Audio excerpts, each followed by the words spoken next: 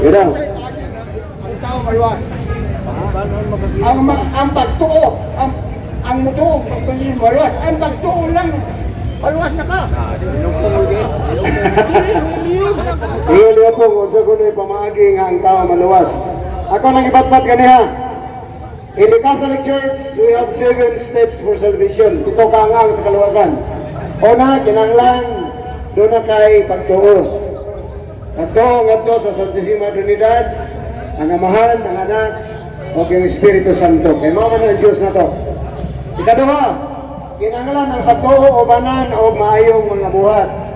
Kaya sa Santiago 2:19, ang yawa nagkurog-kurog sa kaadlok. Nagtuo siya sa Diyos, apan dili siya maluwas. Kaya wala siya mutuman sa kabubuton sa Diyos. Wala niya gibuhat ang gibuhat ni Kristo. Sa Juan 14:12, ingon si Kristo, mahimo lamang kamong akong tinud nga tinunan o sumusunod kung kamo bubuhat sa akong mga buhat. Ang yawa kaya di man na mabuhat og maayo. Munang yawa di maluwas. Sama sa mga protestante nga ingon nila, pagtuo rin makaluwas, pwede ka magpakasala, adili di ako na maluwas. Asa na mabasa? Santiago 2:14. Ingon nga patay ang lawas nga wala espiritu, patay usab ang pagtuo nga wala sa maayong buhat. Una, buhat, pagtuo buhat, ikatulo, kinahanglan ang mga grasya, kinahanglan sacraments. Episo 2:8, ingon San Pablo, kaya diha sa pagtuo maluwas kamo. Ayaw po Platon, pinaagi sa grasya. So faith plus sanctifying grace equals salvation.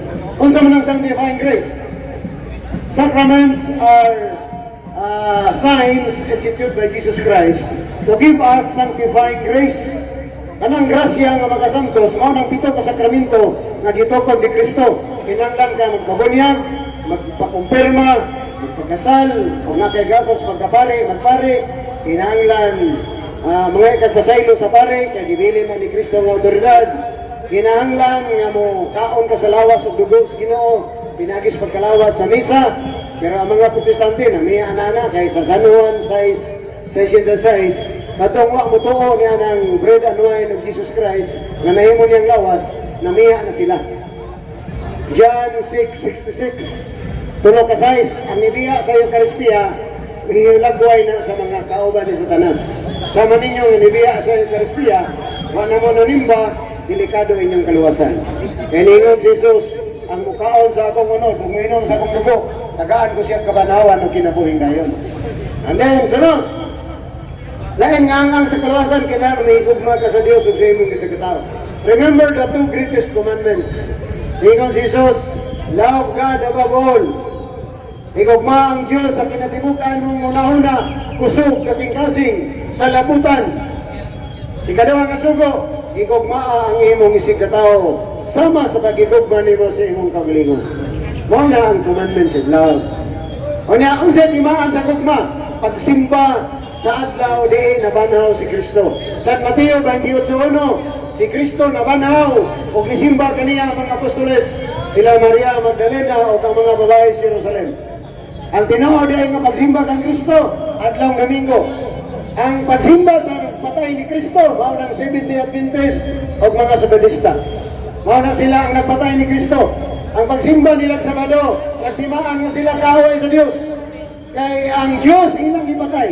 Tungod kay gilapas ni Jesus ang adlaw Sabado. Asa mabasa San Juan 5:16-18. Gipatay sa mga Sabadista si Jesus.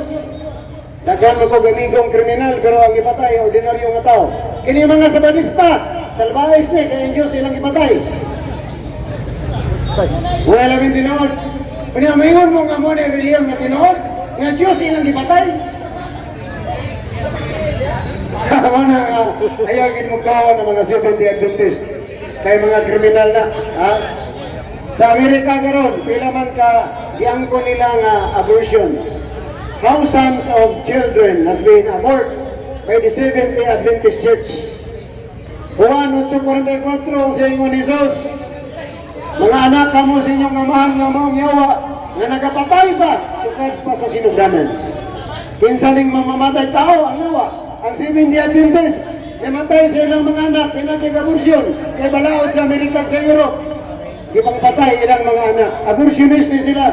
Mao ni sila ang reliyon ng mga kriminal.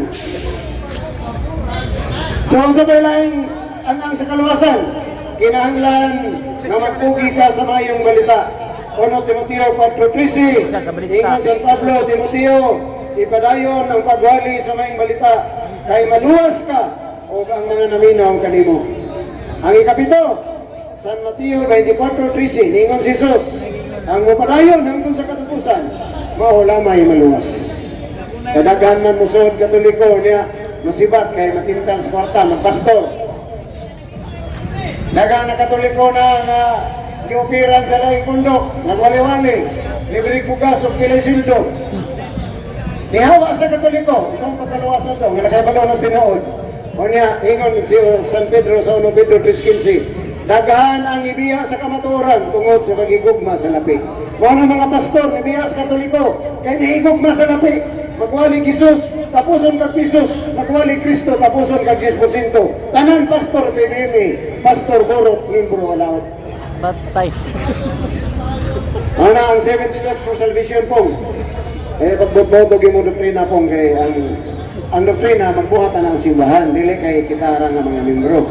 Naatay magisterium, the teaching authority of the Catholic Church, the ex-cathedra, the office of the Pope, composed of the College of Cardinals and all the bishops throughout the world. Mana atong magisterium, ha?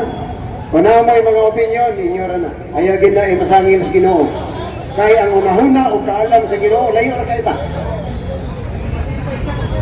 We should always be listen to the magisterium, the teaching authority, the tenets of the Roman Catholic Church.